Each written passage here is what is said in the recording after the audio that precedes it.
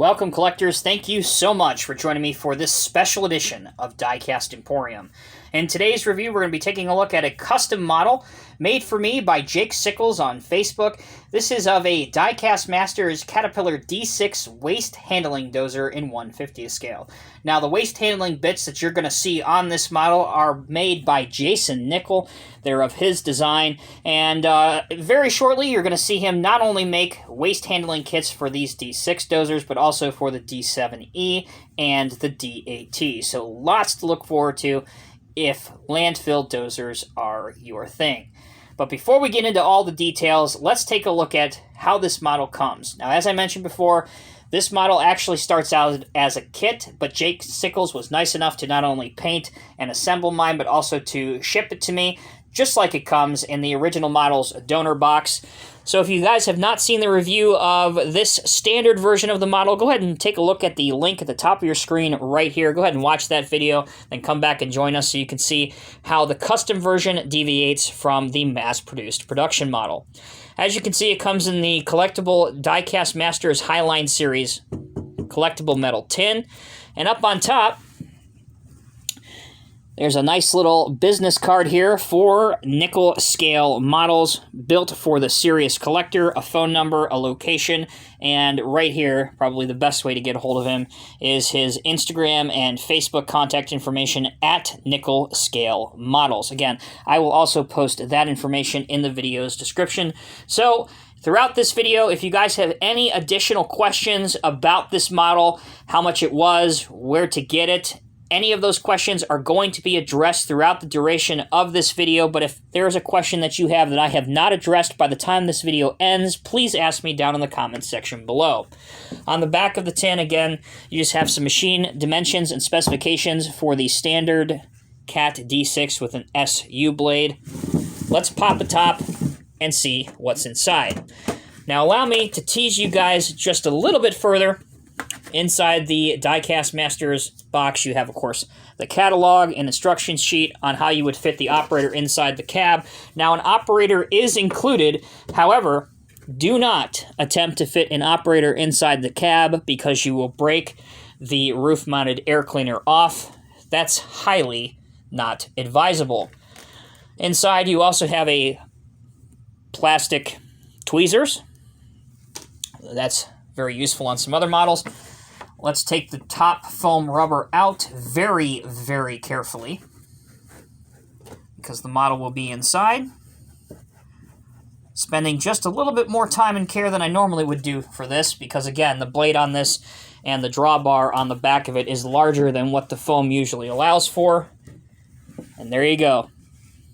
There's your first look at it. Okay, let's take it out. Big reveal, drum roll please. There she is. And man, does she not look trashy. Pun intended. Alright, so let's take a quick break. Allow me just a minute to get all the stuff off the review table. And when we come back, we're going to dive straight into this custom models review. Don't go anywhere. We're going to be right back after this short break. All right, welcome back, everyone. Thank you so much for sticking with me. So on a personal note, I have always wanted a 1/50th scale waste handler cat dozer. And previous to this, or prior to this, I should say, your only option was a 1/48 scale CCM D9T brass dozer, and those can get very, very expensive. They have been discontinued a long, long time ago, many years ago, and because of which they're very, very expensive, they're very rare, and for most people, it's just not feasible to track one of those down and buy one.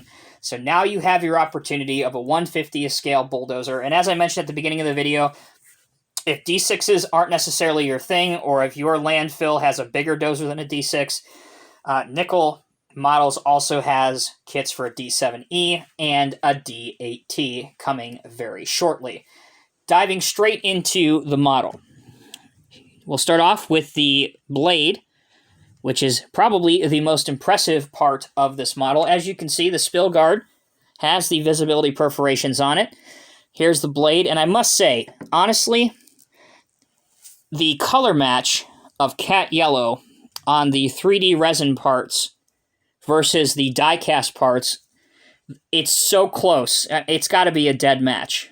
And as a matter of fact, I got to give huge props to my man Jake, who did this, because I don't know if it's coming across as well on screen as it is in front of me, but the color match is perfect. You can't even tell that this is a 3D resin part and this is a die-cast metal piece. It's just so darn good. You have your Cat Modern Hex era logo, so this is the most current machine, D6, Cat here. On the back, another huge Cat logo with the Modern Hex design, some reflector lights. This ladder does fold down on the mass-produced factory edition model. On this side, again, same logos. Also on the track frame, you do have a small graphic here indicating this is one of the spots you would want to tie down this machine on a lowboy for transport. And that brings us around to the front. It is difficult to see, but right here, you do have the Cat logo right in front of the engine cover, as you can see here. You also have forward-facing lights, which look really good. And on this side, if you look at the top, this add-on piece right here is a roof-mounted air cleaner. The reason that it's mounted up there is often in, as you might imagine, in landfills, that kind of thing. You want to kind of keep this as clean and as high up as you can just to keep it away from dirt, debris, and the trash. On the back, this component right here serves as not only a counterweight, but this is also your drawbar. And you have a small hole that you could put a pin in here if you so desire to do so.